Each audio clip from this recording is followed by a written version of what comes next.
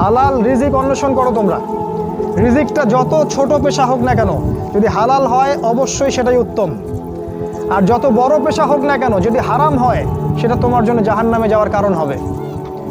অনেক বড় পদ আছে কিন্তু সেখানে ঘুষ আছে, সুদ আছে, প্রতারণা আছে, সেখানে যাবে না। আল্লাহর ওয়াস্তে সেখান থেকে দূরে থাকো।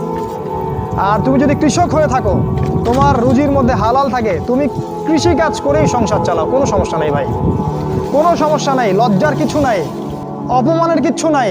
তুমি আল্লাহর কাছে প্রিয় বান্দা। আল্লাহ পাক বলেছেন, ইন্নাল্লাহা তাইয়্যিব লা ইয়াকবালু ইল্লা তাইয়্যিব। আল্লাহ পাক পবিত্র, পবিত্র রিজিক ছাড়া তিনি গ্রহণ করেন না। সারা জীবনের ইবাদত কবুল হবে না যদি আপনার রিজিকের মধ্যে হারাম থাকে।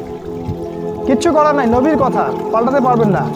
সারা জীবন সুদ ঘুষ খেয়ে বছর বছর হজ উমরা করবেন আর হাদিস সাহেব লকব লাগাবেন, ওইসব করে লাভ নাই আল্লাহর কাছে, কোনো লাভ নাই। ওইরকম হজ আবু জেহেলও করতো।